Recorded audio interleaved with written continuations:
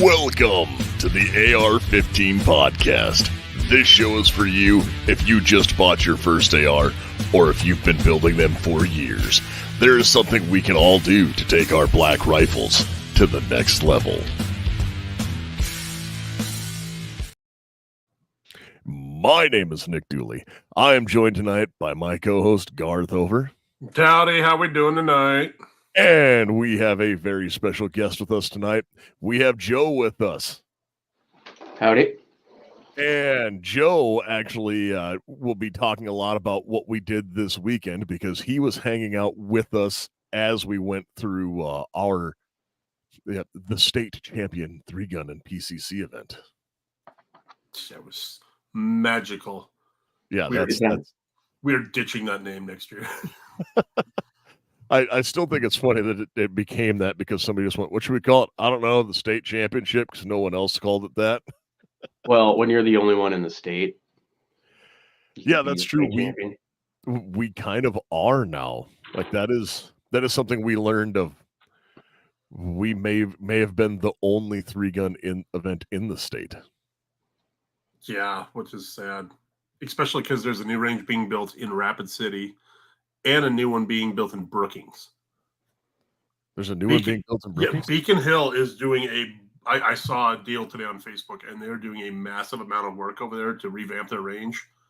Oh, and so it's not a new range. They're upgrading the. Well, they're upgrading, but their upgraded range is still better than what we have. Well, I wouldn't say that. Hey, there's gravel pits that are better than what we have. Yeah. Yeah. So. But, I mean, and there are things that could be done better. But I've also been to places that were far, far worse. Oh, I know. It's one of those count your blessing type things. Like, well, it could be worse. Well, damn it. I don't care. I want better. Yeah, we're also spoiled because our free public range is one of the nicest ones in the country. And that's true.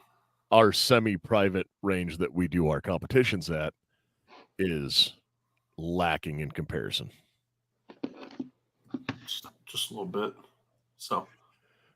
Yes, but no. So obviously we shot 3-gun this weekend. If you couldn't tell from 1, the title, and 2, what we're talking about. And well, I guess 2 of us shot 3-gun and 1 of us shot PCC. Yeah, I did, and I had fun. That's good. I'm glad you had fun. Made a horrible mistake, but we'll talk about that later. So. I mean, it was called saying yes to doing a podcast. No. I mean, yeah, I think about that day often sometimes, once in a while. How the hell did I get here? Oh, yeah, Nick tricked me, but that's besides the point. I feel like that's how a lot of stories happen is, how did I get here? Oh, Dooley said, hey, you want to do something fun? Yeah. So. Kind of like sitting in the cage there in Rapid, and when Doc looked at me, what are you doing here? I'm just following Dooley around. Oh, that makes sense. Oh, okay. Who are you? I'm with Nick Dooley. Oh, you know Nick? Yeah, totally. You're fine. Totally. Here's the football. And you know what football I'm talking about. It's the one that the monkeys are trying to be romantically inclined with. Yeah. No, so we did shoot 3-gun this weekend. Did you do anything fun with guns other than that and get too hot and be exhausted after it? I put my range back together. I'll have pictures and video tomorrow when I go back out there and when I finalize everything. Okay, because my OCD kicked in. I got yelled at like 4 times this week. They're like, "Are you done over there yet?" I'm like, "No, I'm not," because everything's got to be in its place. So I did do some severe counting today, and I think I came out to 77 targets on my gun range right now. Steel targets. Yeah, all steel targets. So, and then I found a few probably more than what our club actually owns. Oh, I know that is 100% true because I brought 20 targets and Nick brought 10. So if we wouldn't have done that, we'd have been in real trouble. Yeah, and we didn't even. Well, I brought more than 10. Well, I mean, just steel targets. Oh, it's like I brought around 20 or 30 as well. So yeah, no, I was just counting steel targets. So yeah. Apparently, some of us have we'll call it a steel addiction. yeah, well, Right. that's a great band. It's a great band name. Buy once, try once. You don't have to worry about buying paper and replacing it. Keep shooting. Yeah, I'll shoot you guys a deal later about what I got. Well, tomorrow I should get the final quote for some new targets for me for using with the classes. Oh, nice. And I am afraid of what this system is going to cost me. Yeah, that good, huh? It depends. It might not order because I don't think I need to pay $800 a target.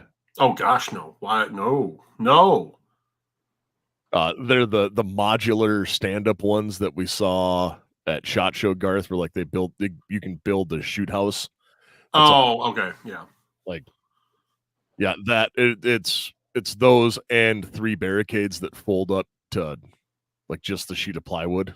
Oh yeah, we talked about this a while back. But they're okay. actually like 4 inches thick. I mean, it would be cool because essentially you could build an indoor range with them. Yeah. So I mean that kind of pays off. Yeah, well, it's $18,000 if I want to buy the shoot house.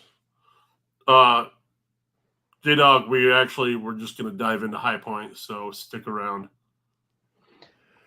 Oh, there will be a little bit of High Point because there was one used as a stage gun, but we'll get into that later because apparently not everyone can shoot a High Point. I can. I proved it. I hit it. I was the first one. I did not. And I'm okay with that. So before we get into anything too much or too many more rabbit holes, guys, so obviously we shot our match this weekend, and that's what we're here to talk about. We had 5 stages. We did shoot on 2 different squads, and it wasn't split up like one guy was over by himself doing PCC, and the other ones were over here doing 3-gun. It was actually Garth and I shot on the same squad, and Joe shot on the other squad and kind of got squad mom, which squad mom, for anybody who is not used to competition speak, is, hey, we're going to have somebody who understands what's going on go with this squad and kind of help to run it. And it's not really like mother hen, but it's the, hey, we're just going to follow the squad mom because they look like they know what they're doing. It works because we aren't big enough that we run a staff match beforehand and then have designated ROs, because we had 5 stages. We only had 20 some shooters. I mean, so when we don't have the time to get set up beforehand. So the local club guys that help set up the day before kind of understand what's going on with the intent of the stage. So we're able to help the out-of-towners that might want to game it. Or club members that might want to game it. That too.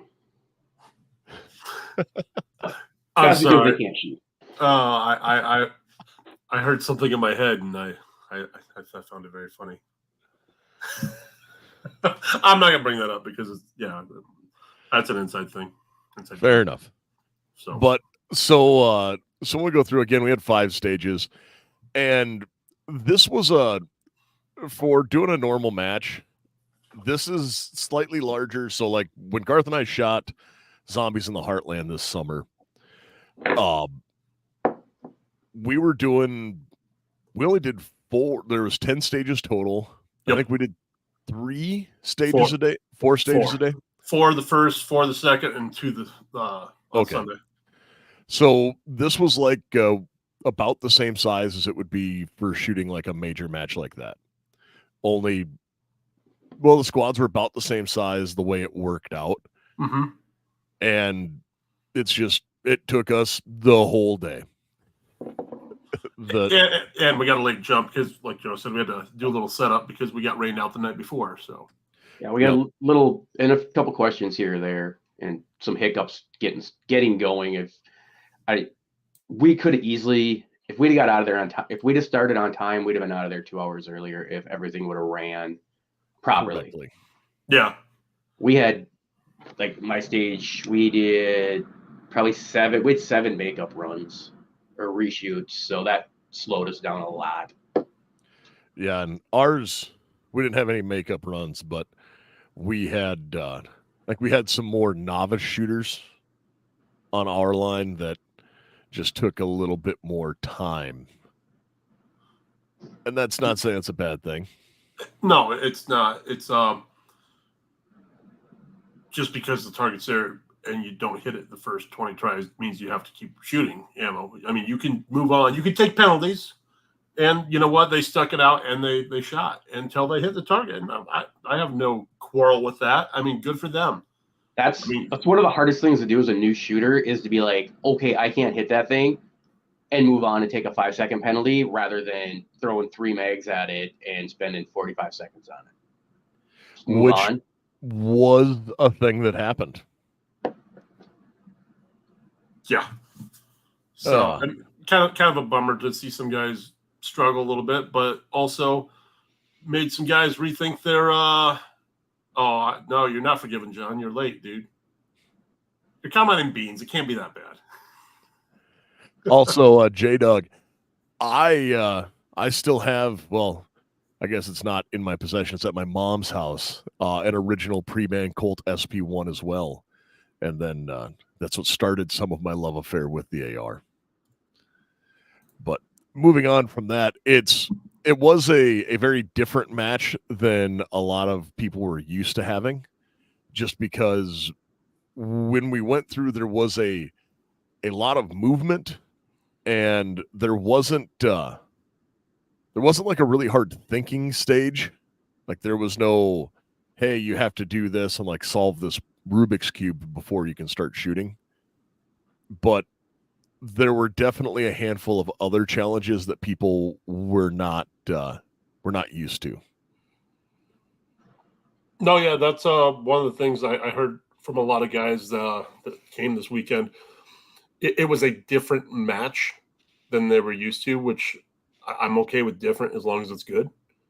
And that's a lot of majority from what I'd heard from, feedback, which is okay. I mean, I don't like going to USPSA matches and, any match in general and traveling 4+ hours to do stand and deliver. I like stand and deliver. I have a range that is practically all stand and deliver. It's fun to shoot steel at a high rate of speed, but if you're not challenging yourself when you're going to these matches, what's the point? I mean, yeah, it's cool to pick up a trophy because you can pull the trigger fast, but if you can't become a better shooter while doing it, I translate USPSA to real life events. You're going to be in a situation someday where you might have to defend yourself and you might have to move and shoot targets at different positions and use barricades. And isn't that what IDPA is? It is. Yeah. And but we don't wear or Garth doesn't want to wear the fishing vest. I mean, I've never been to one, so I can't. The thing that I think I liked about it, and going back to the movement, if you watch the shooters, anywhere that we had to stand, like there was just a standing shoot, everybody's about the same. If you look at stage 4, the top shooters, I'd say the top 10 PCC and 3-gun were very close in time. But where I noticed the difference, and I had the 2 guys that won 3-gun in my squad, watching them shoot and move at the same time. That was the difference between what separated them from me. I've gotten to a point where standing in one spot, I can hit a smaller target. They were fluid in movement and shooting, like not having to stop and hitting their targets, being accurate. Mm-hmm. And I like that because it uses all assets or all aspects of the gun and of your abilities. like Garth was saying, it's better than just standard. Our Sunday matches are horrible for here's a shooting box, shoot it all 20 from this box or move to another box and then engage 10 more. Like I like having to think and make a plan, move in, move out, moving around and taking your shots. And you can definitely tell the guys that we shoot with on Sundays that the guys that win 90% of them, because they can stand in one spot, they can just shoot. Blast. Yeah, they're just that quick. Yep. That's kind of where, like, if you get into shooting sports, like that's what Steel Challenge is all about. Mm-hmm. Like it's not movement. It's, hey, I'm going to stand here and I'm going to ping, ping, ping, ping, ping, and just blast these targets and move right on. And we didn't really have, like, we had variations of that, but not quite. Yeah. No, like Joe said, there was spots in our match where you could absolutely get away with doing that. You could run to certain positions and blast 5 or 10 targets at a time, depending on what stage you were on. But the guys who ended up winning the match were better at, shooting and moving.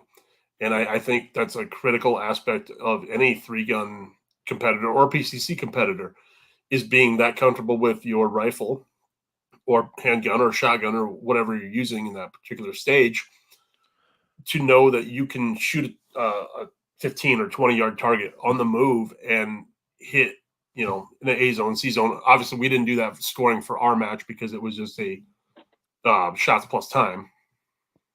Yep. And so let's break it down and start with stage 1. So when we get into stage 1, I don't have a picture of stage 1. I don't have one on my computer anymore because this thing is a dinosaur and I'm getting a new computer within the month. So sorry, I don't have anything. I can't paint you word pictures. I think they might be posted on Facebook. I can paint a word picture.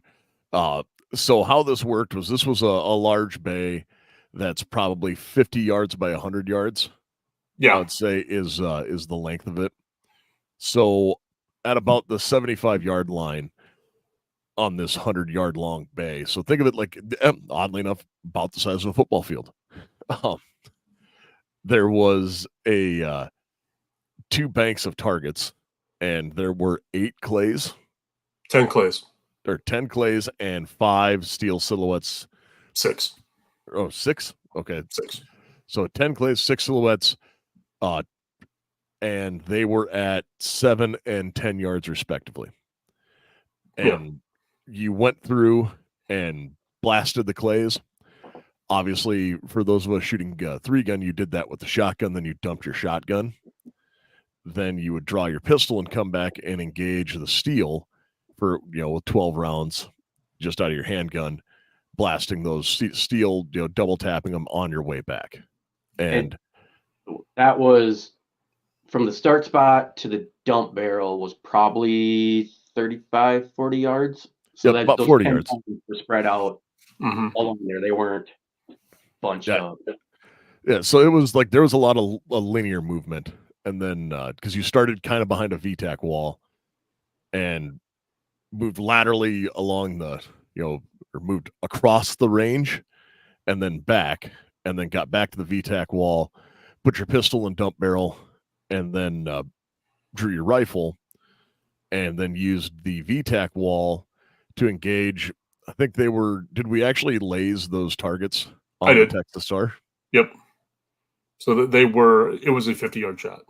Okay, so it's 50 yards. You shot a Texas Star at 50 yards with the rifle, and so 5 shots there, and then moved on from that to 11 paper through a field that were probably from 5 to 15 yards going through the field of paper.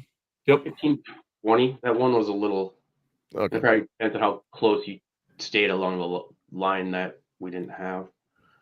And then after that, you finished with a 3 target array and 3 barrels to shoot from for 3 different positions. And that was at 30 yards. Roughly, yeah. And so, I mean, it was a dynamic movement stage. Like there was a lot of it. There were some guys who didn't like it because they're like, that was a lot of movement for an old fat man. And I was not the one who said that. I watched one guy about have a heart attack, doing that as well. But he recovered, did good. Thanks. And they figure if he would have designed it, he would have made something he could do. Yeah, that's because we came up with it the night before on your couch. So, oh, that's not true. You had this idea a long time ago. I didn't know what we were going to do for shotgun or pistol on that stage because we were out of steel, so I didn't know. That came up. That was literally like 12 hours before the match happened. Yep. And so, Joe, did we miss anything on that? No, I think that's you got to lay out the gist of it. Like I said, I know looking at the results from the day, that is definitely one where you could tell who could shoot while walking, shoot while not just walking, but straddling, doing side straddle with a shotgun and firing accurately, because there's a pretty big difference in scores on that one, but from the top 3 or 4 shooters to the mean, I would say. Well, like that stage for myself, it was a down and back on the east to west side. And so going down, not a problem. I'm a left-handed shooter. Easy enough. Moving back right, I had 2 options. I could either do the football hop or, the crisscross or a backpedal. And I ended up backpedaling for some of it. And it worked out fairly well. I was actually surprised how well I shot it. I made a horrible mistake, though, and thought I would game my own course. And so I put an LPVO on my PCC. And that did not end well for me because I lost my drops on closer targets. And so I was struggling on other courses we'll talk about later. I know we had one guy on the barrels because the 3 targets that were set up were like, if you're familiar with a machine gun target, there was no space in between them. It was target, target, target. And they were running, I don't think he got back to 0 or went down to his 1 power, and he said he couldn't decipher target from target. And that's where, if you've shot our match before, you should know you don't need an optic. I've ran it the last 2 years with a dot and been very accurate because, again, nothing's over 50 yards. 50 yards 0, know your holdover because everything's going to be inside that. Mm-hmm. And all these guys were running their strike eagles, 1 to 4, 1 to 6, and making adjustments. And I'm like, you're putting more work into what you're looking at right here. You're trying to make this more of a match than it really is. I would agree with that. So personally, I made the transition this year to running a dot and a magnifier. Well, mainly because Zombies in the Heartland allows a dot and a magnifier. So instead of running just the dot, I had the dot and the magnifier, which I find helpful at some of those shots because I 100% use that advantage when I was shooting that 50-yard Texas Star, and it worked, exceedingly well for me. Yeah, I can see where it'd work on that and on 4 or on 5 with the lollipops. But to what Garth was saying, so the big difference on that course or on that stage for the 3-gun guys and the PCC guys, we were moving right to left with our shotguns, which wasn't that bad. When we dumped, coming back, we had the pistol. And it was, I didn't notice the transition going each way because with that longer gun, I think versus your, 14, 16-inch barrel on a PCC, that shotgun was it didn't seem to be awkward left or right-handed. Mm-hmm. But coming back, and then like I said, coming back with the pistols, I think shooting left or right either way there wasn't going to make a difference. The only thing is there might have been some close to breaking the 180 because I know a few of those guys might have taken those steel at a pretty wide angle and then dump mag and sprint back. So, which after seeing it, I was one of the last ones to shoot in our stage. I'm like, yeah, I'm going for it. Yeah. And that was I could definitely see how that would happen. Mhm. And because it's, again, as a right-handed shooter, it wasn't a problem for me to sprint with my rifle because it was pointed the right direction. Mm-hmm. And so that was, but the movement was a big thing there. So moving on from there, let's go to stage 2. I got one caveat on that stage. How many of your guys shot in the barrels instead of from behind them? You had to shoot through them. It didn't say you had to be in the barrel when you pulled the trigger. Everyone shot inside the barrel. Yep. Most of us were, muzzle was not in the barrel, except for I think John with his suppressed, because he wasn't going to have that noise. But most of them were back. And I know running the clock and the scorecard or the score, there was some of them even just standing next to listening to that thump were pretty loud depending on what brake they were using. I would not have liked to have been inside the barrel with it. So just remember that when you're shooting in a match and you have to shoot through a barrel, clarify if you have to have anything inside that 50-gallon drum or if you can be outside it, because it makes a hell of a difference. Well, there was clarifications that probably should have happened that didn't because we were so, stressed for time and stuff. Because I stole the idea from Zombies in the Heartland, and you had to shoot through the barrel, but they're also like 5-gallon buckets, not barrels like that. 50-gallon drum that you can actually lay in and brace off. Well, they actually had a deal where they had a smaller shoot box that you had to be inside of, and you couldn't have any of your body parts out of it. So, like, when I was in it, I had to, like, wrench my feet up in the air and twist my body to the side because I didn't physically fit inside the box. And that was one thing I wanted to add to the match, and we set it up that morning. I went, I don't care. It's not going to happen. As long as you shoot through the barrel, I don't care. But I do want to answer J-Dog's question about the LPVO, and he's thinking about going to a primary arms one. I've shot a few of them. I have a 1-4 currently that's not on anything. I had a 1-8. It was a refurbished one. Didn't mind it.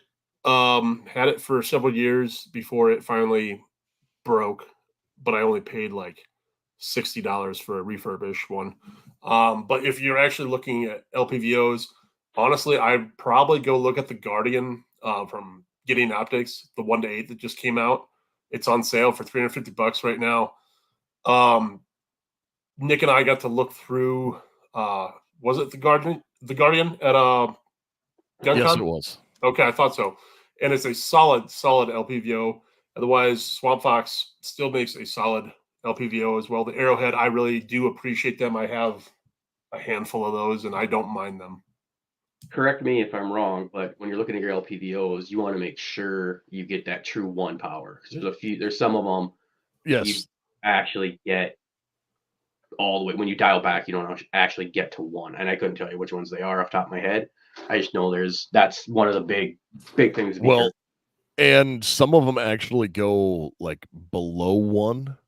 So I have an original Vortex Viper PST in 1-4, which was like the one of the OG LVPOs, and it is actually like a 0.9x. So when you look through it, it actually makes everything smaller. Like when you look through scopes backwards. Yeah. That is correct, J-Dog.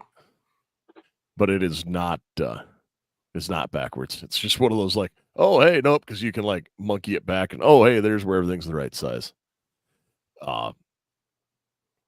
So no, and that was one, and the position shooting was different there because it was shooting from unconventional positions. And I think involving more of that is a good thing as well because it's not just standing there. Stage two was without a doubt the stand and deliver stage. It was, but that'd be 3 or 4, but 2 was, for the most part, most of your shots were taken from 1 spot. Or standing, not moving, but 3 different stand and shoot spots. Hey, look at that. Stage 2. Yay. It's on the screen. Hey, look at that. I did the thing. You did the things. Uh, So it So- wasn't quite like this, though. But we'll walk through it. it was close. Yeah. There was some issues with the range. So when you look at this, for anyone viewing this live, you'll be able to see there was when you went through. We started that with a breaching door, and you breached the door and grabbed your stage shotgun or PCC. Joe, did anyone have trouble with the breach door? We had one that didn't didn't get it the first shot because he didn't aim for the plate. He just swung it, what would have been his natural swing, rather than aiming for that. Yeah, We that'll happen. also had one guy not go through on the first time. It was me. I mean, that doesn't surprise me. You go back to that first one, or the first or second match we shot when you had to get out of that LeBaron. Yeah, and I took the door off. There's probably video of that somewhere. I think there is. It was the opposite of a good thing. Yeah. But going through the door, you breached the door, grabbed your shotgun, and then there was a plate rack and 8 bowling pins. 2 plate racks. Yeah, 2 plate racks and 8 bowling pins, so 20 rounds total. And I did not think that was going to be as much of a challenge for some people as it was. My squad cleared that pretty quick, most of them. There might have been one that didn't get it clean. And other than that, it was pretty quick for us. It went pretty quick for us as well. The one that I saw was a couple of guys with PCCs were shooting, like dancing around the pins. Mm-hmm. If you've never shot a bowling pin before, it's a challenge. Regardless, especially if you have more than one and you're trying if you're not taking your time and like lining up on it and shooting, if you're shooting to move, a bowling pin is not easy. When we used to have the bowling pin matches here in town, it's a lot. Even to knock them down and then get them off the table is a whole different story. But hitting them to knock down, because if you're on the circle, if you're on the fat part of the bowling pin, your elevation, if you go up any, then all of a sudden you just got this little neck. So yeah, they're a challenge. And I think that's what a lot of guys were doing, is they were doing just that, and then they were buzzing the neck, and they might get lucky and wing it. But like there was a few that just barely fell over, So yeah, I honestly didn't think they were going to be a challenge, and some guys did. Yeah. So yep. props And to that. Then after that, you went around the berm. PCC guys had to reload, and 3-gun guys had to change weapon systems and went to the rifle.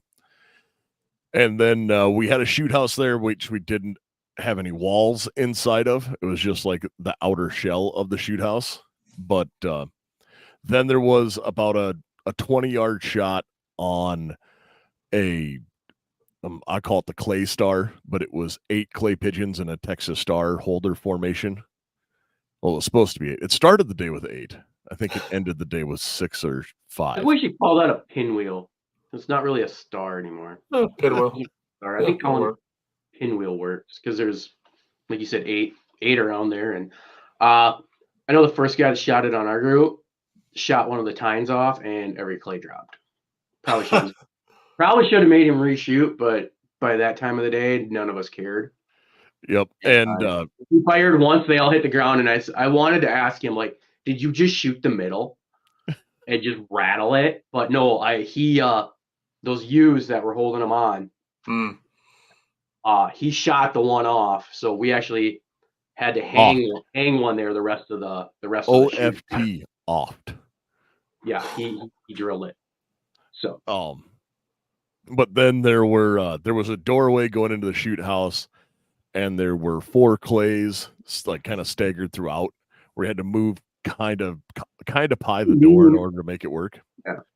And then if you hadn't walked it, if you weren't paying attention to your walkthrough, depending on where you planted your feet, I had a couple like, where is it? Like having to move back and forth. So we had a couple guys straight leave clays there, like left them on the table. Yeah. So no, it was cool. Anyway, keep going. Yep. So there was that, and then there was 2 cardboard silhouettes, and they were the like half-sized or quarter-sized. I call them zombie babies. The mini IPC or mini UPSA target. Yep. And they were again at that 15-ish yards, and then after you got your 20 rounds of rifle out, you dumped your rifle into your handgun, or change mags for PCC, and there was a spinner, which wound up being a shoot this target 5 times, and or get it to spin. I think there was one guy. We had one spin it with PCC, spun it in 4. I don't know if it was faster than just taking a 5th shot, because if you know how to shoot a spinner, everything I've ever read and seen work, shoot the top, then immediately shoot the bottom, but then you wait for that swing. You can try to shoot the top going back, but it's basically just getting another good hit on the bottom to get it to go. And he waited, and that 4th shot was timed just enough to go around. But if he'd have just put 2 of them into it instead of waiting, I think his 5 would have been faster than spinning it. And then there was 5 silhouettes, 5 hanging targets. 4 silhouettes, 5 hanging targets, and then 2 pesky poppers, which are little tiny bastards. The bane of existence for a lot of shooters. Yes, and they definitely were for some of the shooters we had on this match. Yeah. No, there was challenges throughout. I mean, the spinner itself, we tried to have everyone rotate it. It didn't get communicated well, so we just said put 5 on. It was fine. A spinner in a competition like this is always a challenge anyway, because I think the best way to use them is if you spin it, you get bonus. You have to hit it so many times regardless, but if you spin it, you get 30 seconds off or 20 seconds off your time. I think if you want to use them right and get people to, what do I want to do? Make them try to spin it versus just hitting it 5 times. Give them a bonus. Give them, take time off at the end. Yep. My biggest complaint on that stage, shooting clays with a 223 and just putting a pinhole in them and not knowing whether or not they were hit. I think that was the complaint I heard there. Is if you hit them on the side, but if you hit one dead center, it was kind of hard to see if there was a hole in it. Well, not only that, but it was also a shrubbery back there, so it was kind of hard to see if you were hitting them. Yeah. Well, if they didn't just blow up, you're like, was that a hit or not? Oh, and 100% I took most of that from zombies, and that was something that, I know I needed to work on coming out of shooting that zombie in the Heartland match, because that small target with your rifle. Well, and whether or not you make the hit. Whether or not I make the hit, it's it's calling your shot, but it's also confidence in you and your equipment. Mm-hmm. Where it's where you're ping, ping, ping, ping, ping, and you roll through it. So you're like, nope, I'm not going to go back and dump another round in that. I'm just going to move on. And that really was something that I saw on full display. It was, nope, you just got to, the people who were winning down there, Mishalik and those guys were shooting it. But they were only shooting each clay once, and it didn't matter. Yeah. Yeah. But that's how confident they are. They also know they hit it. I know that's what slowed me down. I looked at that one. I probably would have had 10 seconds if I would have just taken one at each one of them and moved on. And then the Peskies didn't get me as bad as they have in the past. I don't know how many times we've shot them this year, but it's been, I can be on them. And regardless if I'm shooting them with my Legion with the dot or the M17 and it's 1-2 and they're down, or it's go to war with them. I think on Sunday I had a couple misses on them, but it didn't shake me like it has in the past. And I know the kid that got 4th, the kid right above the place above me, he said that was the same thing. He's like, that stage was going great until I got to those stupid things. And I saved them for last. I don't know what everybody's idea of shooting was. Shooting it, I shot the 4 silhouettes, went to and then came back on the plate rack, shot the spinner, and then finished on the Peskies. That's the same thing I did. Which my thinking there was, if I go to war on the Peskies, I'm not reloading. if there's one standing, I'm not going to reload. I'm going to take the time. Yeah, exactly. Now let's move on to stage 3, which I think was that the stage you started on, Joe? Yes, we started there. So, and I think once we get into this, I think that was a benefit. That was your moving standards. Yeah, I will say when you're shooting a match, sometimes it really does matter where you start at, because like the first stage you shoot is, I like to call it like a warm-up stage. Like that's okay, yep, you're knocking everything off. That's the first thing you do. All right, this is where I'm going to make mistakes. If And there's going to be malfunctions or problems, they're going to show up usually on your first stage. And like I said, go through this, and then I'll explain my reasoning on why I felt we had a benefit starting where we did. Yep. So with this one, as you know, for anyone viewing it, well, actually, I'll let Garth explain it since he came up with this. He dreamt this stage up. Oh, I did. So yeah, we have a stage 3 and 4, which they kind of went side by side because they were in the same bay, and so this was our standards moving. So it was a total of 12 shots for pistol, 12 shots for rifle, and 8 shots for shotgun. And you would start on the left side of the 10 yards off the first paper or steel or what have you. Upon the sound of the buzzer, you'd move right and you'd shoot targets as you saw them at a distance of 10, 15, and 20 yards.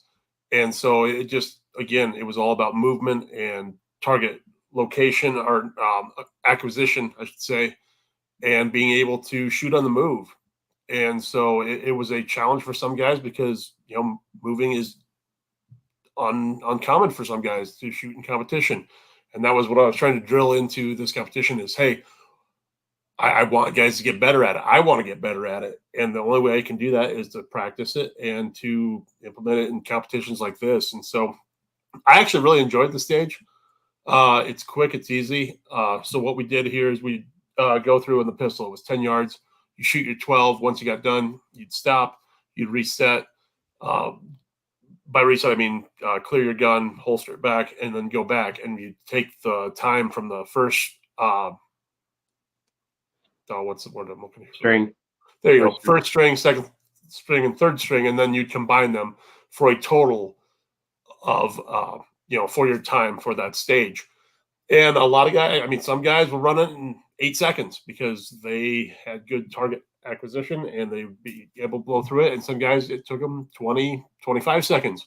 And there's nothing wrong with that. And some guys accrued a 20-second penalty. That did happen. What did you do there? It was not communicated that the last 2 peskies were shot from a different position. On the other side of the cone.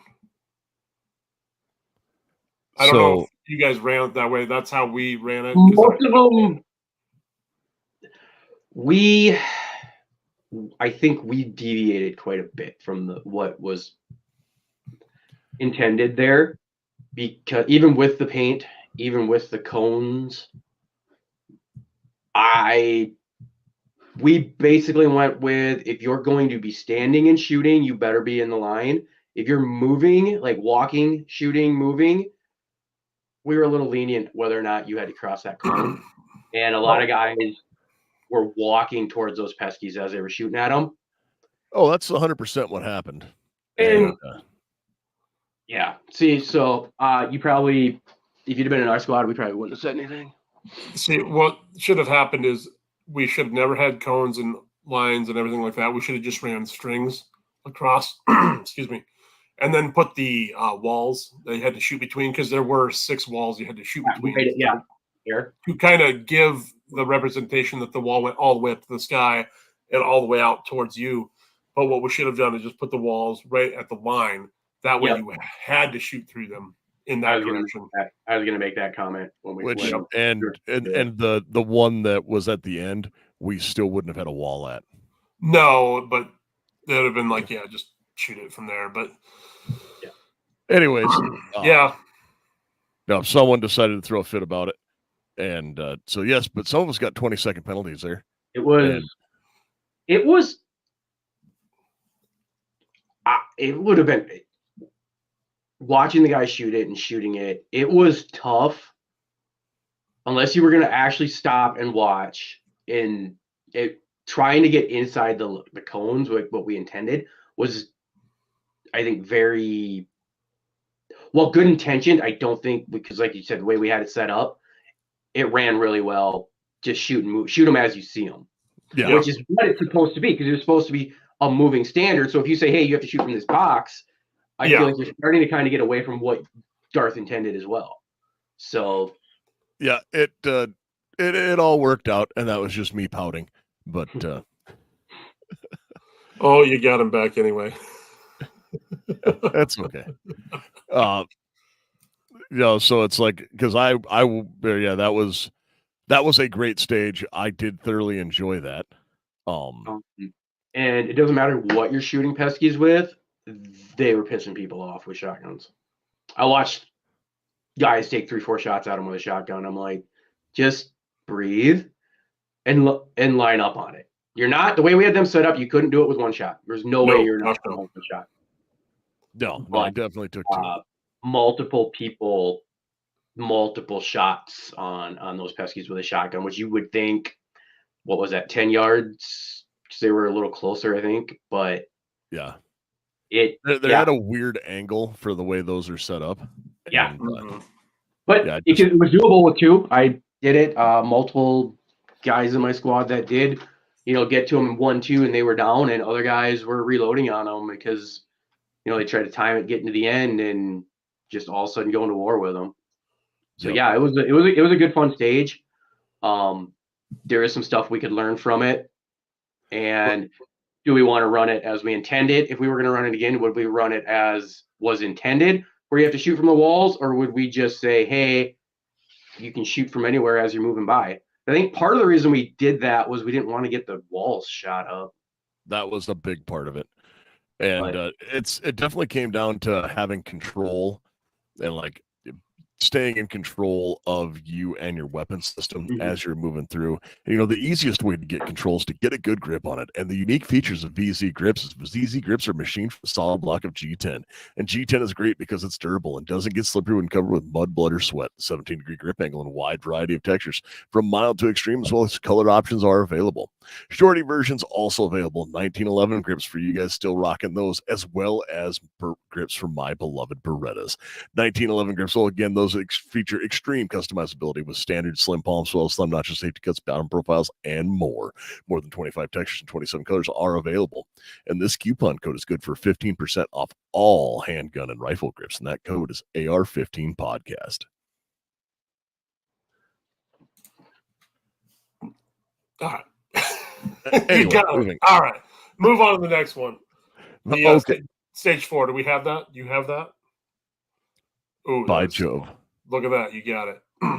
So this was like the original standards course, which I guess we changed it so much it was not. I don't know. No, because the original is 1, 2, 3, 4, 5, 6, 1 reload, 1, 2, 3, 4, 5, 6. And then, or is it 1, 2, 3, 4, 5, 6, reload, and then come back 1 on the head. Oh, yes. That's right. Okay, yeah, because we're doing what the original standards is for both rifle and pistol. All right, so we changed it a little bit. But hey, it's different. Oh, yeah, it was fun.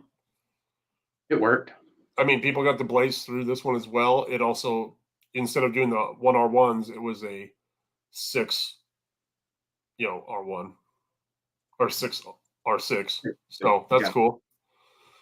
So, I mean, yeah, there was a few reloads today or that day, and people were kind of upset with reloads. I mean, a lot of guys just want to come and shoot and blaze and to shoot 6 silhouette targets and then stop.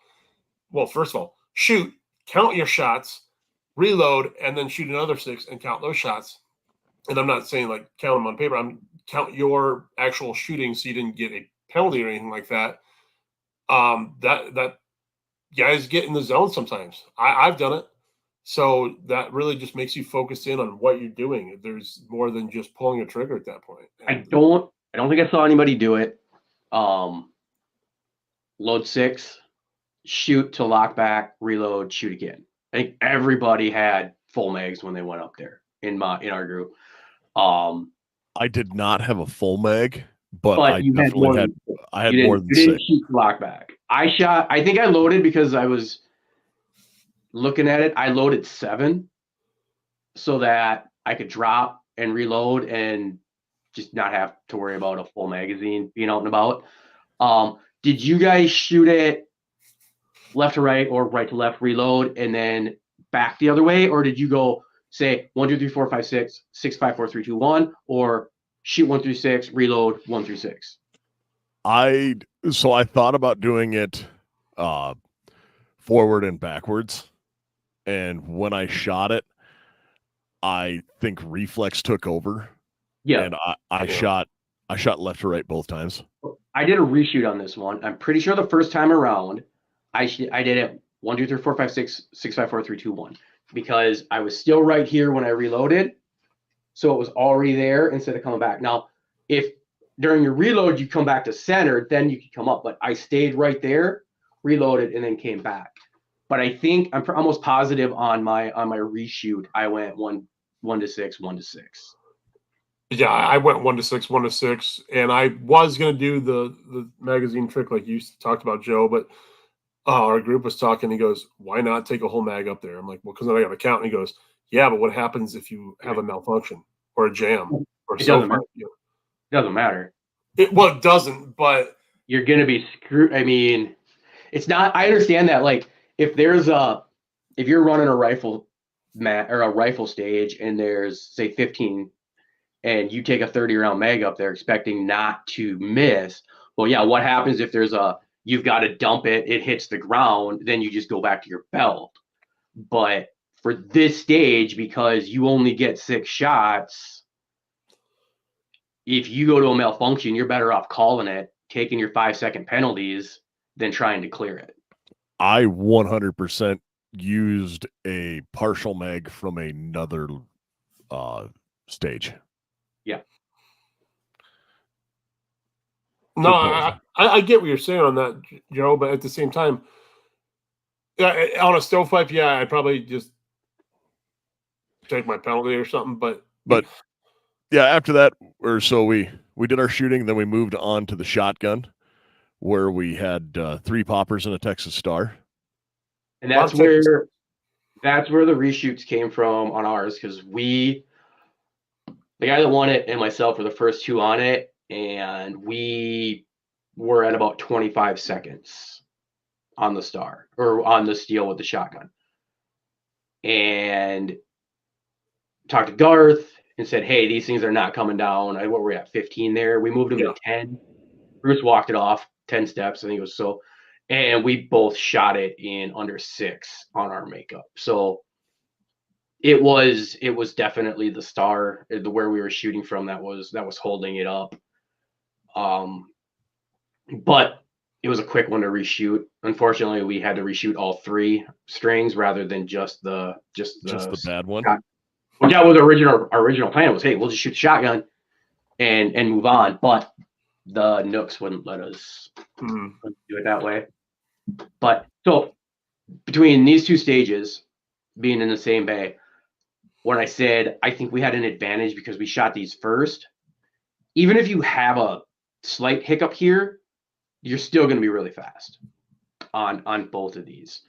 So if you're off by here or there, you miss a reload or something, these were very, very good stages to get the nerves out of the way, make sure everything's running right. I know Bruce had to go to went to his other PCC because he, on the paper, it double tapped twice on him. So he took 20 seconds in penalties for shooting more than once, or shooting 7 times at targets. It was just a good spot. They were fast, but they weren't complex. It was shoot, take a breath, shoot, take a breath, shoot. We did that 6 times. So by the time we got over to stage 5, where you had to start moving and paying attention, we had those bugs worked out. So then when we went back to 1 and 2, everything was going good. Some of those guys got a chance to figure out reloading their shotgun and that stuff. So if we just started on 1 or on 5 and finished on those, I think we just saw maybe some difference in scores because the nerves are still there. I thought my squad lucked out starting where we did because we got to do the 2 easy ones and move on from there ready to go. And that's why I thought we had the advantage because we got the long ones out of the way while we were fresh and then got to do the stand and deliver stuff later in the day. But see, I agree with Joe because we didn't waste any energy shooting those 2, and then we shot the 3 in a row. I think the only thing that you guys gained by shooting 1, 2, then you had that break between on basically 2 or 3 and 4, and then shot 5, where we shot 5, 1, 2, 3, which were all moving. But with guys in your squad, you get quite a bit of downtime. Yeah, I would agree with Joe that starting on these was an advantage because it is like it's the softballs. Mm-hmm. So I will move on now and bring up. Let's see, do I have stage 5? Oh, it's there. It's also not to fruition, but hey, close enough. We had a good starting ideas, and they deviated a little bit from what we ended up with. Oh yeah, I really pissed Nick off. I think he was so glad that Sunday came and went because I don't know how many diagrams of different stages I sent him. I'd say probably close to 80 to 100. Easily. So, and finally he was like, stop changing the stages. I'm like, well, I'm not changing them a lot. I'm just moving stuff. No, we're done. But so stage 5, we started with a roof prop, which is kind of unique because actually stage 5 started with a high point. Stage 5 was the high point. It was the prop gun. You had 1 round loaded into a magazine, and once you heard the timer, you loaded the high point and fired a 25-yard shot. And if you hit the steel, you were entered in for a chance to win the high point. And a lot of guys, some guys shot it well. I mean, we had 8 of 20 hit it. So, I mean, just under half. I think there were a couple people who intentionally dumped one in the dirt. Oh, I think so too, because I was just going to say there's a few guys who were really disgusted that we had a high point to give away because if you didn't want it, shoot it anyways. But just if your name comes up, be like, yeah, redraw. Like you don't have to, be all diva-y about it. Oh, there was a few people that were, and that's fine. That's cool. Everyone has the right to their opinion. That's where you want to be an asshole. Be an asshole. I think having the name, giving it away was fun. That's another one where there should have been like a 5-second bonus if you got the hit with it, because that would have made people actually take the breath, line up the sights. It was no different than shooting any iron sight pistol. Line up equal height, equal light, and you're gonna hit it. Yeah. Unless you had the safety on. To shoot it. We had some trouble. We did have some trouble getting it operational. We found out it worked best to load it and then with slide close, load the magazine, then rack it back. And because it wasn't going, if you were trying to do it from hold back, it didn't like to go into battery. And I know a few guys were in my squad got confused because it was unsafe. Yeah, and then you had a 9-mile-long trigger pull, and we're like, what is going on? And then you take it off, and it's, where is the, bang, all right, yep, that was me. I know guys are listening to this and going, it's a high point. Yeah, I get it. It's a high point. But some people, that's all they can afford. And I'd rather see them shoot a high point than not defend themselves or be able to protect themselves. So if that's all you guys can afford, I'm not going to shit all over high point. I mean, Dave did us a solid by and also That gun went bang every time. Every time.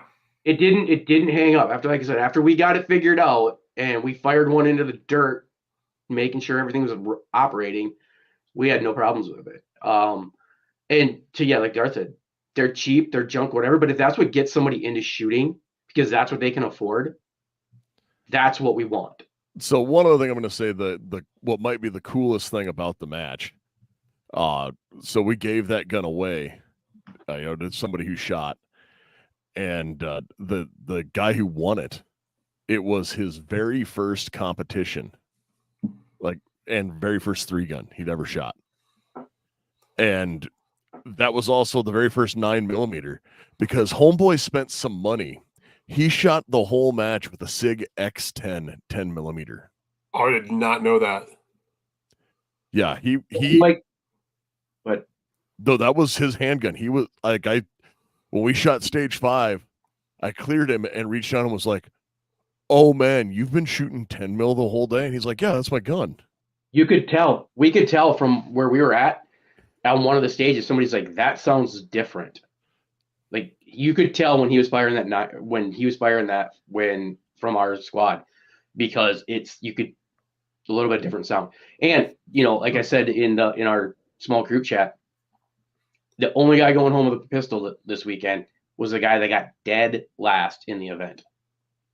Yeah. Every other event that you've gone to, if there's a prize table, if they go 1, 2, 3, all the guns are gone almost right away. Well, to people that don't need them. Yeah, so he shot that with a pump 12 gauge and a 10mm. So like he was 3/4 of the way, 2/3 of the way to like He-Man. Oh yeah. No, so yeah, props to him. That's awesome. I mean, if I won it, I was gonna be excited, but I didn't need it. So I would have done the redraw. But yeah, that's super cool. That's a story you can have for a while. My first match, I won a gun. What was it? High Point. No, what was it? That was a High Point. The good thing about, the good and bad thing about us winning it or not winning it is it would have been a thing for the memes. Oh, 100%. Was he the only guy in your squad shooting a pump shotgun? Yes. We had one in ours. Did not have a belt for shotgun, so he was loading out of his pocket on a non-extended tube 870. They did borrow him an auto and a chest rig for the shoot house, and he's like, they offered it to him right away, and he's like, "No, I'm good. I want to do it with what I brought." And then at the end of the day, because the shoot house was our last stage, he's like, "Yeah, I'm gonna take the easy way out. I'm not gonna." And he's like, "Yeah, I should have taken him up on that earlier. That was much better." Yeah, he had a couple. He had some Amazon special shotgun holders on his belt, which is awesome. And yeah, just like got down with his bad self. Yeah. Oh yeah. Was he a cop? He looked like a cop. He was a college student. Really? He looked like a cop. That's because he was a paramedic in a different life, or EMT. Oh, okay. And I talked to him a little bit, and then some light Facebook stalking and stuff like that. Like the phrase "park ranger" was there as well, and we talked about like in another life. It was like in another life, I thought I needed to be a cop, and yeah, he's like totally not a cop. He's a cop. Yeah, if him and I walked into a place in Sioux Falls, like they would have been like, "No, you're both cops. You're both cops. Get out." No, so yeah, actually, this stage was the first time I'd ever done the slanted rifle simulation. So we called it. We have Julie go through it. We kind of skipped actually going with the actual shoot. Oh, what the actual? So how it worked out? Yeah. Break it down.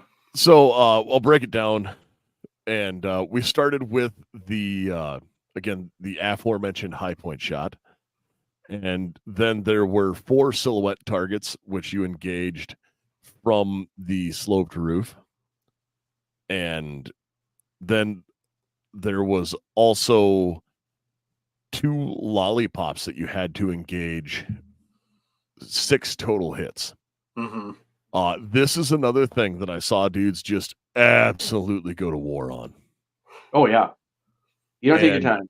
But we knew that. That's why we use them. Yep. And lollipops, for anyone who don't know, are a 6-inch gong. Yes. Yeah. On a fiberglass pole that goes into a stand, so they kind of droop onto each side and they look, like a lollipop on a stick. But when you hit them, they actually move kind of in 3 dimensions. They start spinning. Like they wobble and warble and, like wiggles wobble, but they don't fall down. Like the old number 2 pencil trick in elementary when you did that thing and it looked like waves. That's what they do. So yeah, it's a matter of trickery. And that was another, was that 50 yards? Yeah, that was a 50-yard shot as well.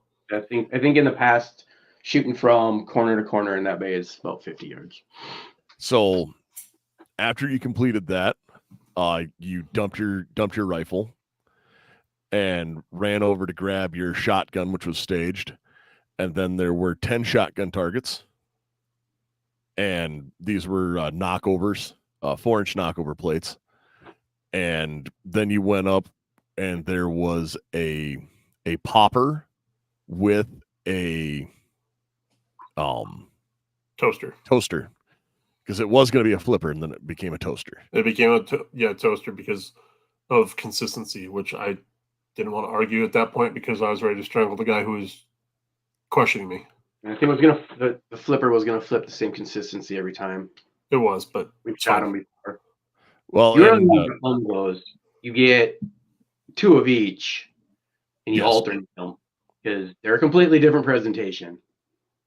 And toasters throw a clay pigeon in the air after it's activated by a steel popper, and it throws it, for anyone who shot clays before, in the form of what would be a chandelle, meaning that the clay is presented to you like flat and vertical, but thrown straight in the air. Yes, it arcs. Not straight in the air, it arcs. There's a lob to it. Whereas if you shoot the flipper, then you have the clay spinning like this as it goes usually straight up and comes back down. So that's what I'm saying. Like if you can get multiples of them on a stage, because you have to adjust to what's it doing in. It's super fun. It is. It presents a clay shooting in a whole different light because normally they're flat and they're spinning away from you or towards you or whatever. But these are, it was insane. So then after that, you dumped your shotgun, went to your handgun, and there were 2 poppers and 2 bobber targets that we had that you put. The bobber targets are just the cardboard silhouette that bobs up and down, and we put those on. And after you engaged those, you cleaned out. Oh, there was one difference. Garth made a rather amazing target that I then broke. It's already fixed. Don't worry about it. Because I'm sorry I broke your toy. But it was a covering target. So the same 4-inch knockovers, you would shoot a popper to activate, and then a steel would come over and cover another target to be similar to. So it was like a barn door. Yeah, you had to shoot the drop, and then it would trigger basically what looks like a gong coming down the garage or the barn door rails, and you had to shoot the flipper before it got covered, which you had like 3 to 4 seconds, which was more than enough time. Oh yeah. Like I think that one was still easier than hitting the clay. Well, yeah, because you got to track a clay through the air. All you had to do is shoot the popper and then move from position A to position B. Yep. And I think 3 to 4 seconds was more than enough time to knock a 4-inch. Yeah. So 100%.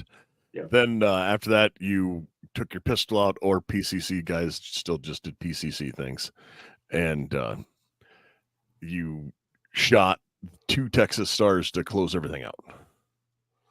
Yep. Yeah, we had 1, 2, 3, 4 Texas Stars, 5 Texas Stars. Yeah, we had 5 spinning. We had 5 spinning targets. Yeah. Yes. We had the rifle on 1. Whoa. Not spinning. Yeah, Spinners and Texas Stars are different. Removed. We had 1 on 1, 1 on 2, the 1 on 4, and then the 2 on 5. So 5 of them. Yeah, but you spin. I got yelled at for weeks. Can't call Texas Star a spinner, even though the damn thing spins. No, there's a difference. Spinners go this way, stars go this way. But yeah, that was a fun stage. What did you guys see for shooting off the rooftop? I shot it basically off my knees, braced on the top. A lot of guys in my squad shot it standing on it, just straight standing up, shooting on it, no brace. Really? No brace at all. I half of them did. I belly flopped on that, and just I also belly flopped. See, my original plan was going to be to belly flop, but then I ended up in kind of a crouch kneel, which I'm not. Yeah, it worked really well for me, and I think might have been because I was running a 40-round mag to get a little bit more elevation off it or support off it. But yeah, we had a lot of guys shoot it just standing there, from the standing, and I don't know if they just thought if they put 4 on each paper, they were going to get at least 2 hits, and it would be faster than kneeling or laying down and just putting 2 good solid hits on it. I don't know. But I'd never shot one before, and my major concern was I was running a 50-round drum that stage, and I wasn't sure if I was going to have the clearance to get over the edge of the roof. It worked out decent enough. I'd actually like to have one on my range personally, just because I really did like doing that slanted. I've shot one once when I shot Cops and Robbers a few years back down there in Canton. The thing about them is Bruce, I'm not even going to dignify that with a response. Bruce sounds like a commie. Well, no, that's somebody who loves, like, the high point would be for you, brother. No, I mean, I just saw his other comment about the AR versus AK, and he just sounds like a Russian. Anyway, sorry, Joe. Hey, you gotta have an AK in your arsenal so when they do attack, you can just start picking up their ammo. No, yeah, but if guys were shooting the Chinese, they use the wrong caliber.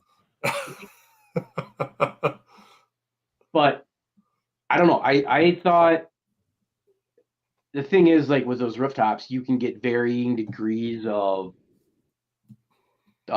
angle depending on who built it and how they built it, and whether or not there's an actual V. Like ours just was one, and then sitting like this.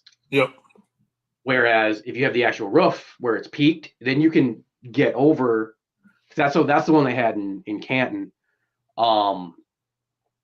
Yeah, I was surprised so many people shot it standing, because we said you had to be all the way on it, but I still feel like whether you had some sort of modified kneeling or just straight, because I laid down on it when I first got there and was looking at it that way, and yeah, I think the group that was shooting it standing, they all sent 3 or 4 at every target. I mean, they spent quite a bit of it. I can't believe I don't know for sure, but I can't believe their times from grabbing their rifle to dumping their shooting grabbing their rifle to moving to the barricade were any faster shooting standing, because they took more shots compared to the other guys. So, and then grabbing or moving over to the wall was, again, if you've never shot the lollipops, dare a challenge.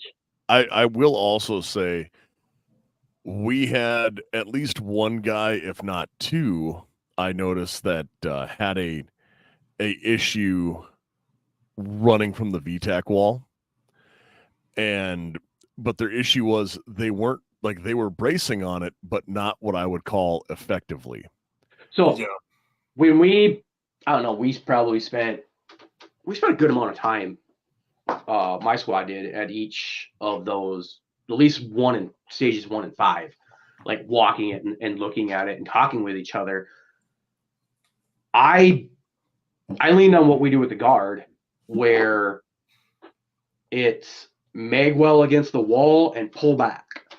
Yep. Well, And and that's what how I shot it. And there was a lot of guys, though. I know the one guy thinks, I'm just going to stand on the leg so I can push into it. And I'm like, or you just, because you put that mag well in the notch, you pull back from the one above it, and you put your shoulder into there, and that gun doesn't move much, and you can move just a little bit to get those. I think I had 2 or 3 misses, but I was very happy with how quick I got through those things. Well, and the guy who I saw who had the hardest time with it, he braced his arm and then like didn't have any of the gun touching it. Yeah. It's, if you've never shot off the walls before, which a lot, again, that's what I liked about our match this year is we threw a lot of different things out there, but it's things that you're going to see at other matches. You're going to see that if you go to USPSA Nationals, if you go to Zombie, if you go to Gen 3 or Memorial or any of those, you may not see all of them at every event, but you're going to run into these things. And we kind of gave them that little crash course of saying, hey, at least if you go somewhere else now, you've seen this. Yep. And well, I think when I watched the guy hit the fiberglass pole and explode that one, that was pretty freaking cool. That was on our. So then we started. Those 2 lollipops were the same. After we got done, one of them was half a lollipop, but same. I mean, it was still there. It was there. What got me on that stage was I had a hell of a time with a couple of those those flippers with the shotgun. My shotgun didn't run. I didn't run it nearly as clean as I would have liked. Moving up to the popper and the toaster, no problem there. Get to the pistol, pull up, shoot the first steel, and it clicks. I'm like, what? Go to rack it, and the mag falls out. Somehow my mag wasn't seated. I'm like, you got to be kidding me. So I pick the stupid thing back up, shoot the other one. By that time, the first moving paper has stopped moving, so yay me. And 1-2, 1-2 on the other one. And then run down to the stars. Clean the stars pretty quick. 10 targets there. Probably maybe 12 shots. Did your guys have trouble shooting the star? I know our group was very new to Texas Stars. Some did, some didn't. But I feel like we had more of an advanced group of shooters. So we had the 2 guys that won it, myself, guy from Rapid who shoots it with us every year. Then there was the other 3 guys that all had the same last name. That kid that beat me, I think it was his first shoot, but I don't know if it was his dad and his uncle. The kid, I talked to him, and that was his first shoot as an adult. Yeah. He won Zombies as a junior. Yeah, well, 10 years ago, and then but hasn't shot a match in 10 years. But that's what I'm saying. Like, he shot really well all day. He was the one I was like, I wonder if I can, whether or not, I know how Dooley shoots. I'll put it out there. Every match I shoot with Dooley, my only goal is to beat him because I know where our skill levels match up. He spends a lot more time. He's a little better than I am. I'll admit it. So when I can beat him, that's my goal. But you have to look at beating the guys that are closest to you before you can ever worry about winning an event. Yeah. So that's what I was looking at. I'm like, as the day was going on, I'm like, okay, this kid in my squad with 3 gun, this is the kid I got to beat. And yeah, he shot the stage really well. We had some of the guys, they struggled with those stars when they started moving on them. And there's a technique and a trick to shooting a Texas Star. Like every target. But my question is, so like I said, differences with shooting off the stand. Some guys were standing on the rooftop, some were laying down, some were kneeling. Move up. How many of your guys shot the steel and then shot that first piece of paper, moved to the second steel, then go back to the paper rather than go steel, paper, because they're not bouncing as fast. You know how many guys I watched throw 3 or 4 at it because they shot at it right away? It was probably a 50-50 mix for us. I bet it was more than that in our squad. It was. And that's where it comes down to stage planning. You've got to look at what targets you're going up against and have a plan. I know a lot of guys, when the timer goes off, all they can think about is changing a tire or chicken wings. But there is stage planning, but there's that meme that once that beep goes off, your brain goes, huh? Exactly. Well, and it's also, I think, if you've seen those targets before, hey, unless it's stated you have to shoot them while they're moving, or when they stop moving, something blocks them, you shoot, and then you shoot something else and let them spin. Like if you had that, like we had 2 Texas Stars standing right next to each other. Mm-hmm. If you shot 1-2 and that thing started moving faster than you like, you could easily have gone 1-2 on the other one, came back to the other one moving slower, and then worked your way around. I didn't do that. I didn't see anybody do that because it seemed like you'd knock down a bunch of them right away. But that's where and it's like I said a minute ago, we introduced a lot of targets that a lot of people have never seen before. So they have if they see them at another event, they can go, oh, hey, how did the guys that beat me in Pier shoot this? How did the guys? Well, and that's one where, like, my secret weapon is I can pull a trigger really fast. And like where we were at, because we weren't counting, A zone hits, didn't matter. So I was like, oh, just ting, pop up, ting, pop up, and move on, because I knew the hits didn't matter. And I knew I could hit the target. It was just like, yeah, they were D zone hits, but I didn't care because I could get wild with it as long as I got them on the cardboard. Exactly. Yeah. Shooting it time plus with no with 2 on target, no neutralizing shots or anything like that. Yeah, it's basically like shooting steel. As long as it's actually faster than shooting steel, because you're not even worried about listening for that audible, hey, I hit the target. It's just you're putting 2 of them and moving on. Well, that goes back to just like I was saying with the clays. It comes down to that, it's that confidence of, yep, I hit where I needed to, and you just move on. No, yeah, it was a fun shoot. I'm glad we got to do it. I wish we would have had more guys show up. We're gonna do it again next year, guys. So anyone listening, I don't know the date right now because we haven't looked out that far yet. We can't. It'll be in September. It will be in September. That's for sure. It'll be grouse opener. It's always a grouse opening weekend, which is if you check the book, I don't know how that figures out. Third Saturday in September. I think so generally. We'll figure it out. I mean, there's a lot to go before. Yeah, it's the third Sunday in September, because this was an early one this year on the 15th. Usually because the Sunday fell on the 1st, or the first fell on a Sunday. Usually we're shooting it in that 20, 21, 22 date.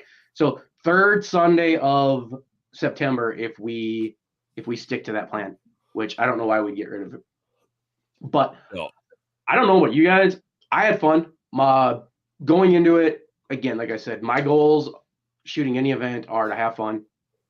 Again, I know I can't win it, so I try to be competitive, like I said, against Nick or other guys that I know are in my skill level. And I did beat Nick. The kid from, where are they from? Rapid Spearfish? Where are those guys from? Yeah, Rapid. He beat me. Yep. I got 5th out of 12 3-gun shooters. I did not, so have fun, be competitive against guys I know I'm competitive with. Don't DQ, because I've had a pistol fall out of my belt and take a DQ. It sucks, and then, no penalties, or shoot it as clean as possible. I didn't have any penalties. Yeah, and I know if I go back to the first time I shot this stupid event. Actually, I have never shot one of these events without penalties, I don't think. I always get penalties. I think this was my first one. And so you look at, okay, are penalties bad if you're shooting fast? Maybe not. Not especially in time plus when it's only 5 seconds. 20 It can seconds fit. worth on stage 3 killed Because me. you shot a procedural, not a mic or anything like that. So that's what it was. yeah, I'm saying I shot it with no penalties, as in I didn't have any mics. I shot it clean. All of my targets had the intended number of hits on them. And, I came in top half, looking at the times, like going through practice score and looking at the actual times on different stages. A lot of them I was competitive with. Again, the big thing is I know personally I need to do more work shooting and moving at the same time. Those transitions from target to target and shooting and moving, because that's the difference. That was the big difference in looking at my times versus the guys that beat the 3 guys that won it. They can just move. No, and that's the main gist of it all is 1, go out and practice your shots, and 2, go to have fun. I mean, the best part about this competition, in any competition anyone ever goes to, is there is someone that's better than you, and they're willing to share their knowledge with you. And 100%. And that's the guy that won it offered the other guy his shotgun right away. Like, dude, don't run it with the pump. Run it. You can shoot my shotgun. You have your ammo. I've got a carrier. He's like, and especially small, like even like that first 3-gun we had this year on a Sunday on our after shoot, how many guys were shooting somebody else's gun?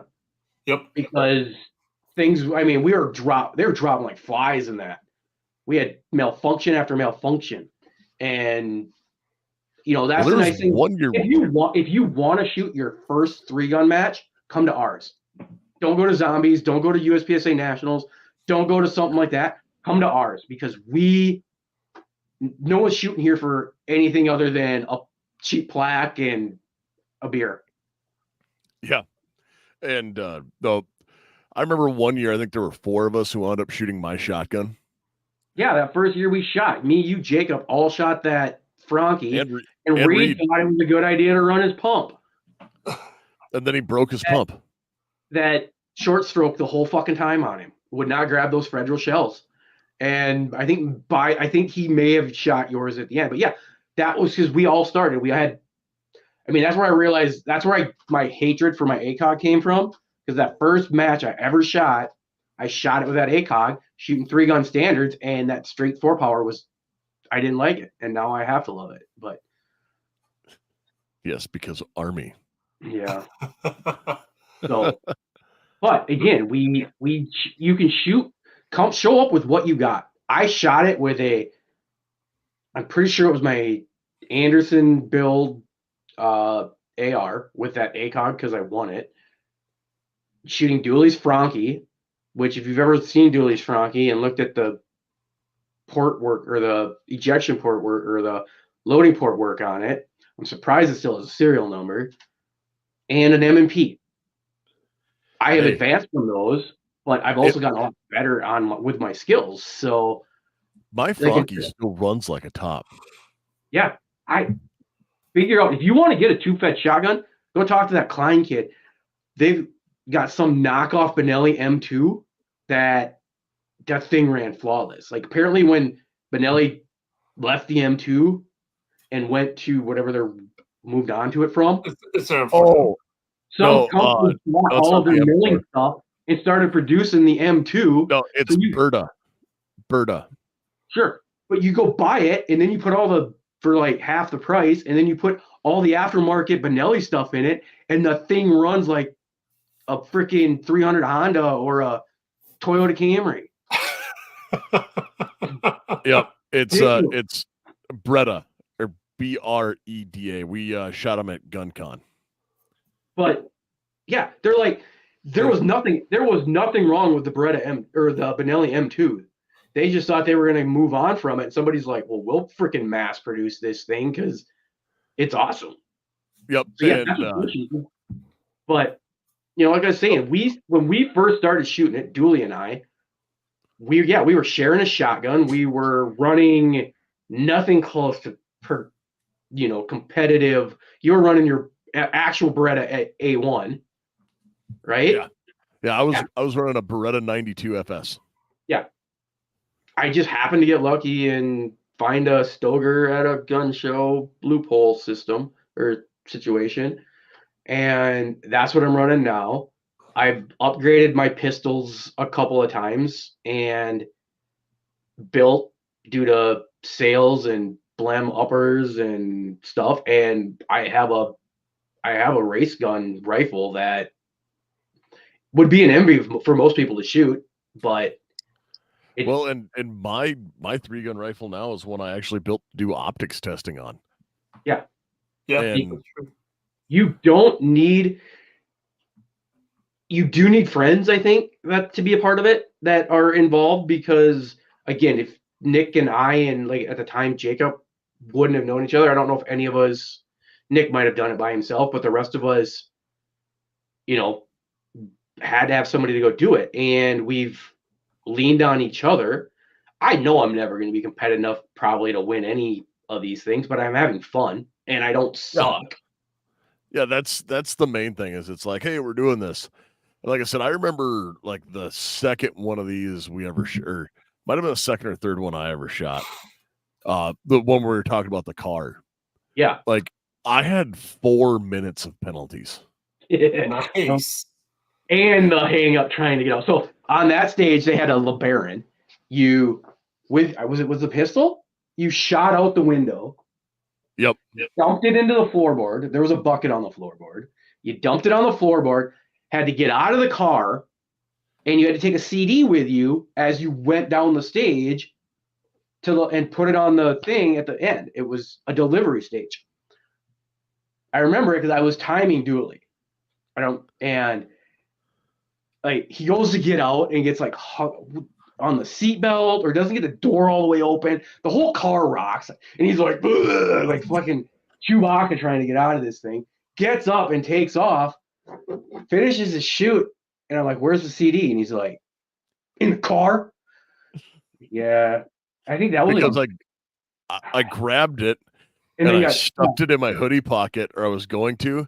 And then I got hung up, so I put my hand on had to grab the steering wheel, so I just threw the CD into the windshield. Yeah. And the windshield had been shot through, so it was literally sticking in the windshield like a ninja star.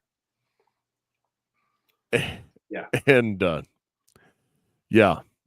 I went through, because I would have had like an amazing time on that stage had I not got 3 minutes in penalties. Yeah, that one. And then was that our first one or the second one we shot? I feel like that was the second. That was the second one we shot. And then they had the one. It was the Rapid City guys designed a stage, and it was actually a fun stage. It was on the right side of the center bay, and there was a lot of walls, but they had a tube you had to put in to open or they had like a dowel that had to go in to hold open the shooting port. And basically. Yeah, and I think like half the guys forgot the key because you'd start like all the pistol stuff was like right in the middle. You'd shoot them, and then you would go around, and there was a square. And at one point, you had to have that key with you to open something up. And I know I forgot the key. Most people forgot the key, if I don't remember. I don't know if I remember that one correctly. Yep. But yeah, it's fun. Hang on, Joe. Hang on. Before we get too far off track, we need to talk about one more thing real quick, okay? First of all, we need to talk about Patriot Patch, because not only are they a sponsor of the show, but they are a sponsor, or were a sponsor, of our 3-gun and PCC match. So, guys, go check out patriotpatch.co or Patriot Patch, co.com, whatever you have. Go out, get their Patch of the Month Club. Check out their signage. This is one of them that Jake gave us for the 3-gun match. Sorry, I'm blocking the microphone.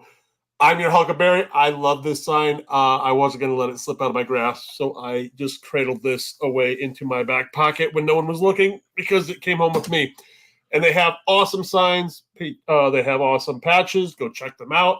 The world's greatest mouse pads. The world's greatest mouse pads. I have one right now. I know Nick is using one as his as well. Joe's got his right there. Yeah, so Patriot Patch. Were we wrong? That's like the greatest mouse pad ever. in case anyone's wondering, they're not mouse pads; they're cleaning mats. But it's the same. They are cleaning mats, but they work as mouse It's a mouse pad. It is. It's the same material as a mouse pad. So I just have a nice mouse pad that with a 1911 and breakdown parts on it. Yeah. But yes, we are a hour and 35 minutes into this, and if anyone is hanging on or will be hanging on, dear God. But we should probably wrap it up and let everyone go home or get on with their lives. We can always talk off air.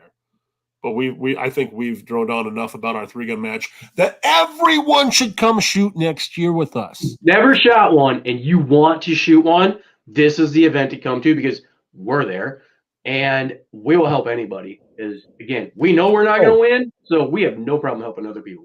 Yeah, we might be here for a long time, but we're definitely here for a good time. Correct. That's like the podcast slogan. Well, no one's kicked us off yet, and we know the guy who owns the network, and he was desperate, so he put you in charge, and then you dragged me along, so they're definitely not getting rid of us anytime soon. There's a lot of truth to that. I mean, yeah. Yes. Can anyone else do it? Okay. Sure, yeah. Anybody else want to? Yeah, it's kind of the same reason we're still running a state 3-gun match. Does anybody else want to do it? Oh, that's what I thought. Yeah. No, so in closing here, let's try and do like within the next 5 minutes close out. So Joe, do you have anything to add before we close out here for the evening? No, I think I threw most of my stuff I liked. I got all that in. So hey, go shoot something. Yes, Garth. I'm with Joe, man. Go shoot something. I know it costs money to do all these matches and stuff like that. Ours is $40. Yeah, ours is $40. But most matches cost a little bit more. But even if you go, all you do is have fun. Take each stage as a training opportunity to know what you can do better next time or just do better in general. Because if you're not learning, you're not trying. So that's my kind of motto of life. And I fail at it a lot. But hey, I've got a book full of knowledge. Oh, you've learned a lot, but it's all the hard way by being a bad example. Correct. Somebody's got to set that bad. Somebody's got to be a bad example. Yeah. Remember, you're never completely worthless if you can still be used as a bad example. So I'm the guy OSHA books are wrote about. You guys do look like a Ricky. So with that, guys, again, we've talked about it. One thing, September is National Preparedness Month. We don't know what's about to happen. Go out, get training, get some medical training, buy a tourniquet, buy ammo. Buy ammo. Everyone hears me say this. Hey, ammo is still kind of cheap right now. Large rifle primers were in stock at Brownells. You already have a gun. Buy ammo. Ammo is a very important thing to have. And remember this, most importantly, no one is coming to save you. You are your own first responder. And you folks out there, stay safe and stay armed.